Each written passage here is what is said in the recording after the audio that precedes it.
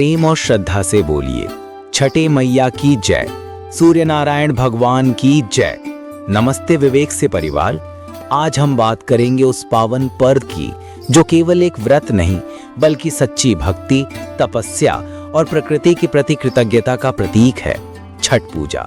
साथियों, अगर आप हमारी इस भक्ति यात्रा का हिस्सा बनना चाहते हैं तो इस वीडियो को लाइक करें, चैनल को सब्सक्राइब करें और कमेंट में जय छठी मैया जरूर लिखें। छठ पूजा सिर्फ एक धार्मिक अनुष्ठान नहीं, ये एक ऐसी परंपरा है जो हजारों वर्षों से हमारी संस्कृति का हिस्सा रही है। ये वो पर्व है जो हमें सूर्यदेव और छठी मैया के प्रति श्रद्धा, परिवार के प्रति प्रेम और प्रकृति के प्रति सम्मान सिखाता है। इस पर्व में भक्त सूर्यदेव और छठी मैया की उपासना करते हैं ताकि उनके परिवार में सुख, समृद्धि, संतान सुख और स्वास्थ्य बना रहे। तो आइए इस पावन यात्रा को शुरू करते हैं और छठ पूजा की महिमा को और गहराई से समझते हैं। और हाँ, इस कथा को अपने दोस्तों और परिवार तक पहुंचाने के लिए इस वीडियो को शेयर करना ना भूलें। छठ पूजा की उत्पत्ति, पौराणिक कथाएं और सांस्कृतिक महत्व।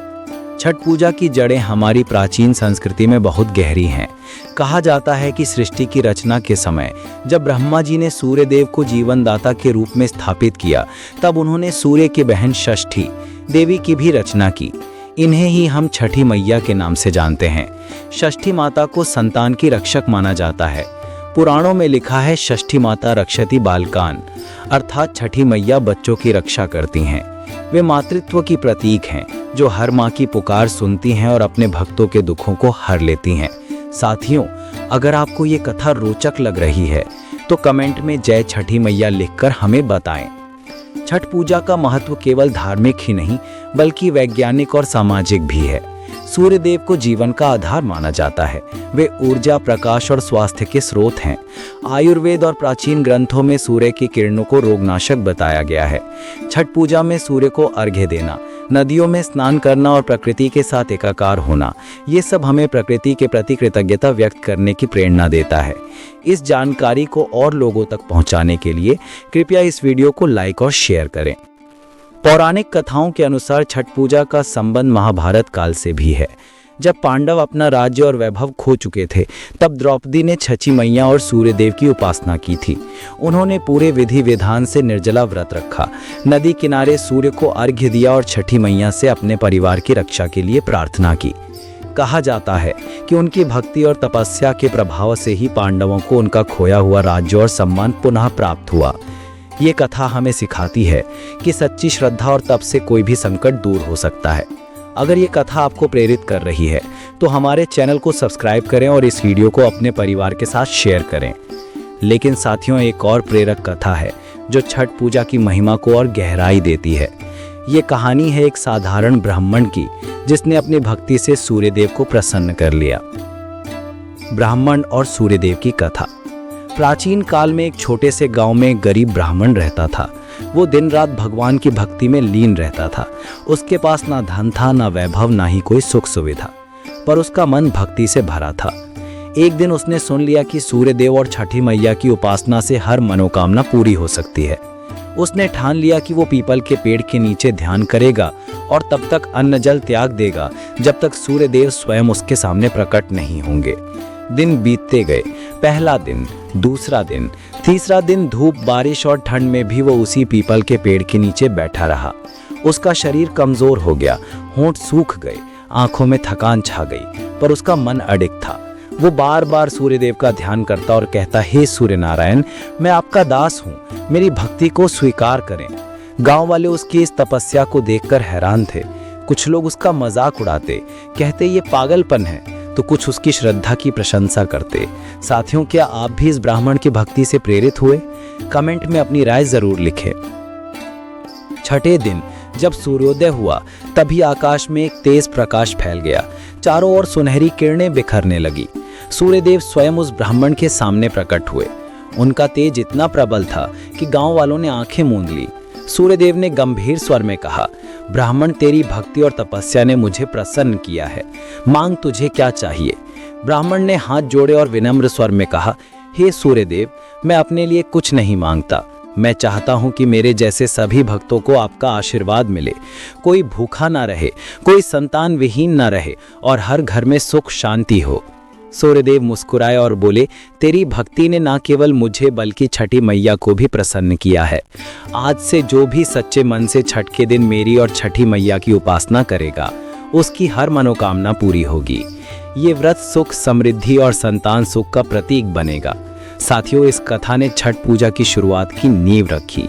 अगर आपको ये कहानी पसंद आई तो इस वीडियो को लाइक करें और अपने दोस्तों के साथ शेयर करें। ये कथा हमें सिखाती है कि भक्ति में स्वार्थ नहीं बल्कि दूसरों के लिए प्रेम और करुणा होनी चाहिए। छठ पूजा की सांस्कृतिक गहराई। छठ पूजा केवल पौराणिक कथाओं तक सीमित नहीं है। इस पर्व की जड़ें हमारी लोक संस्कृति में भी गहरी हैं। खासकर बिहार, झारखंड, पूर्वी उत्तर प्रदेश और नेपाल के कुछ हिस्सों में छठ पूजा को एक सामाजिक और पारिवारिक उत्सव के रूप में मनाया जाता है। आइए एक ऐसी लोक कथा सुनते हैं जो छठ पूजा की शक्ति को दर्शाती है। और हाँ, अगर ये कथा आपको छू जाए तो कमेंट में जय छठी मैया जरूर लिखें।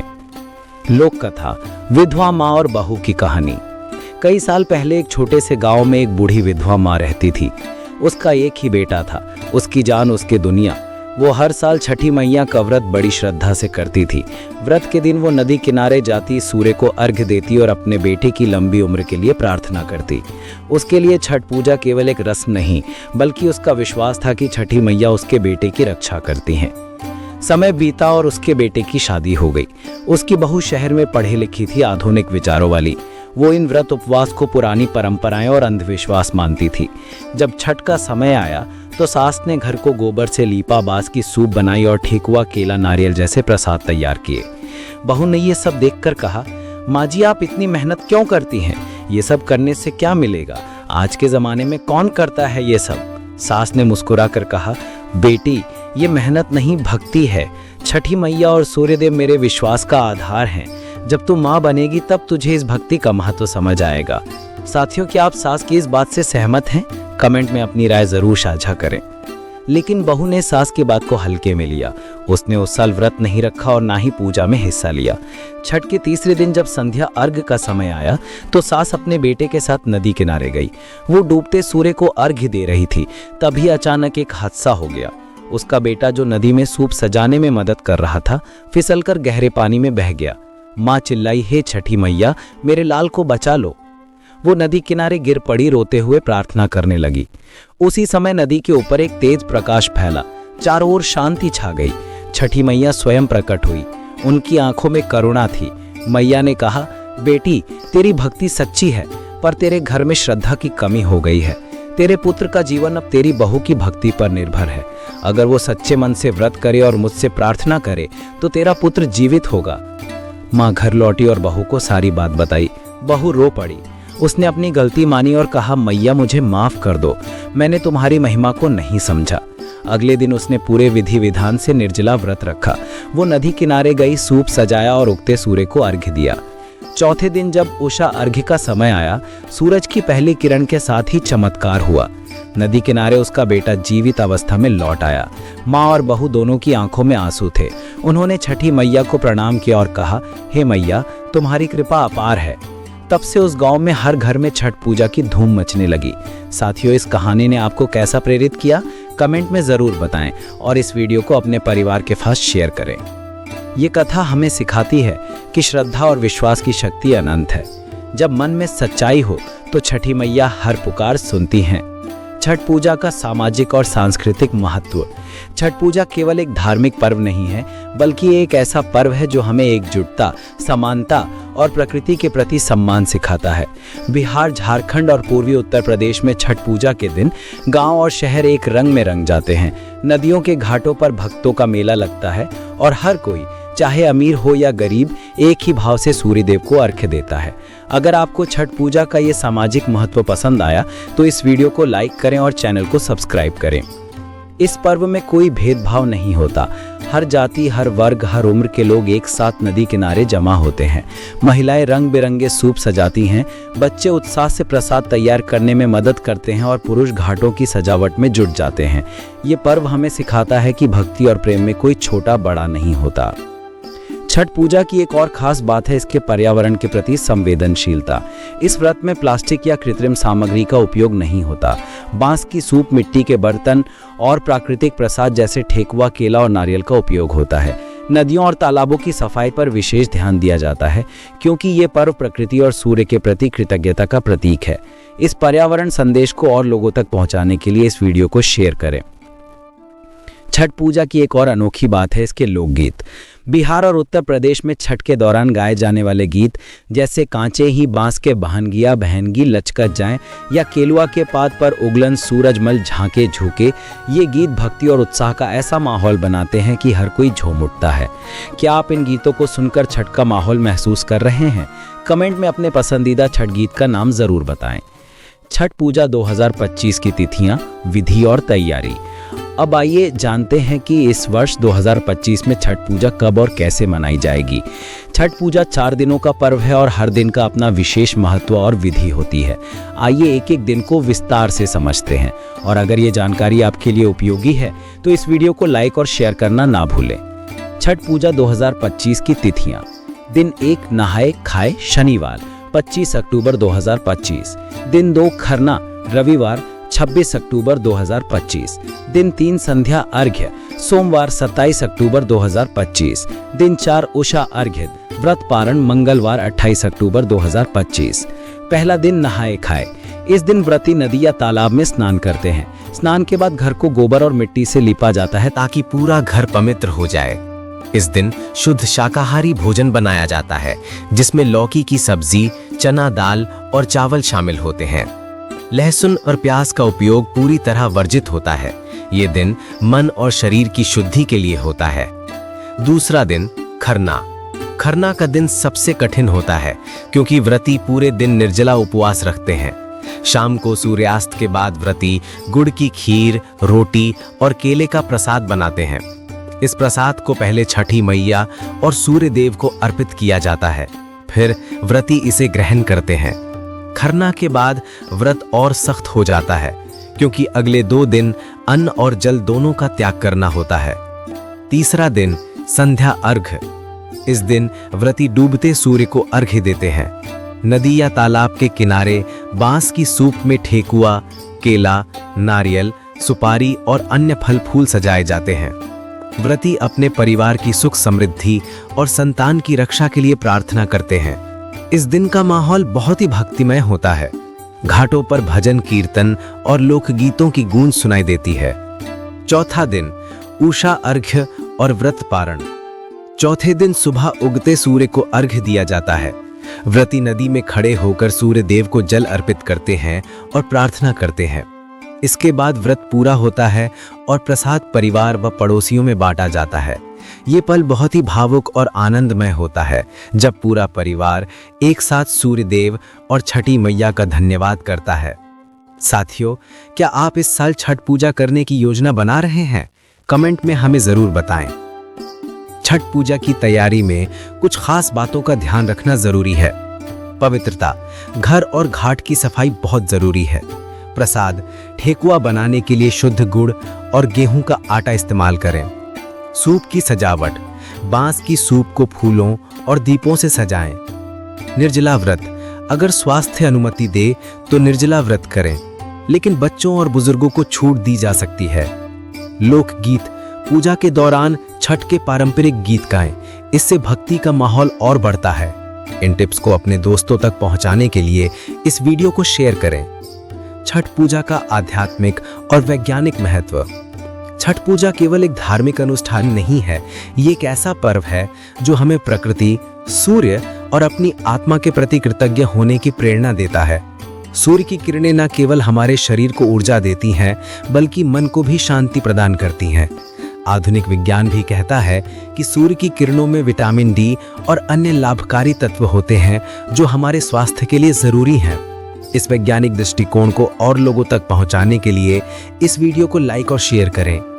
छठ पूजा हमें सिखाती है कि भक्ति में बलिदान और संयम का महत्व है। 4 दिन का निर्जला व्रत, घाट पर घंटों खड़े रहना और सूर्य को अर्घ्य देना, ये सब हमें आत्मानुशासन सिखाता है। ये पर्व हमें याद दिलाता है कि जब हम सच्चे मन से कुछ करने की ठान लेते हैं तो असंभव भी संभव हो जाता है। छठ पूजा का एक और खास पहलू है इसका सामुदायिक भाव। ये पर्व हमें एक साथ लाता है। गांव हो या शहर, हर कोई इस पर्व में शामिल होता है। घाटों पर भक्त एक दूसरे की मदद करते हैं, प्रसाद बांटते हैं और भक्ति का आनंद लेते हैं। ये सामूहिकता हमें सिखाती है कि सच्चा सुख दूसरों के साथ बांटने में है। अगर आप भी इस सामुदायिक भाव से प्रेरित हैं तो कमेंट में अपनी राय साझा करें। छठ पूजा के रेखशीय रंग और परंपराएं। छठ पूजा का रंग हर रेखशिक में थोड़ा अलग होता है। बिहार में इसे बहुत ही भव्य तरीके से मनाया जाता है। पटना के गंगा घाट, गया और भागलपुर में लाखों लोग एकत्र होते हैं। वहीं झारखंड में रांची और जमशेदपुर के तालाबों और नदियों के किनारे छठ का अलग ही उत्साह देखने को मिलता है। उत्तर प्रदेश के बनारस, गोरखपुर और बलिया में भी छठ पूजा की धूम रहती है। क्या आप अपनी रेखशिक में छठ पूजा कैसे मनाते हैं? कमेंट में जरूर बताएं। नेपाल के जनकपुर में छठ पूजा का एक अलग ही रूप देखने को मिलता है। वहां मिथिला की संस्कृति के साथ छठ पूजा को जोड़ा जाता है। मिथिला पेंटिंग से सजे सूप और पारंपरिक मिठाइयां इस पर्व को और खास बनाती हैं। कई जगहों पर छठ पूजा के दौरान नाटक और सांस्कृतिक कार्यक्रम भी आयोजित किए जाते हैं जो इस पर्व को और जीवंत बनाते हैं। क्या आप जानते हैं कि छठ पूजा भारत के बाहर भी मनाई जाती है? मॉरिशस, फिजी और अमेरिका जैसे देशों में बसे भारतीय समुदाय भी छठ पूजा को पूरी श्रद्धा के साथ मनाते हैं। वहां नदियों की जगह कृत्रिम तालाब बनाए जाते हैं और सूर्य देव को अर्घ्य देने की परंपरा निभाई जाती है। इस वैश्विक उत्सव की जानकारी को और लोगों तक पहुंचाने के लिए इस वीडियो को शेयर करें। आध्यात्मिक संदेश और निष्कर्ष। छठ पूजा हमें सिखाती है कि जीवन में विश्वास और संयम की कितनी शक्ति है। ये पर्व हमें याद दिलाता है कि सूर्य देव और छठी मैया हमारे जीवन का आधार है। वे हमें ऊर्जा, स्वास्थ्य और समृद्धि देते हैं। इसलिए इस वर्ष 25 से 28 अक्टूबर 2025 तक आप भी अपने परिवार के साथ छठ पूजा में शामिल हों। सूर्य देव और छठी मैया से अपने परिवार की सुख शांति के लिए प्रार्थना करें। और अगर आप इस साल छठ पूजा करने जा रहे हैं तो कमेंट में जय छठी मैया लिखकर हमें बताएं। अगर आपको ये कथा और छठ पूजा की महिमा पसंद आई तो इस वीडियो को लाइक करें, चैनल को सब्सक्राइब करें और कमेंट में अपनी राय जरूर साझा करें। इस वीडियो को अपने दोस्तों और परिवार के साथ शेयर करें ताकि छठी मैया की भक्ति की रोशनी हर घर तक पहुंचे। हम फिर मिलेंगे एक और प्रेरक कथा के साथ। तब तक सूर्य देव और छठी मैया का आशीर्वाद आप पर बना रहे। जय छठी मैया, जय सूर्य देव।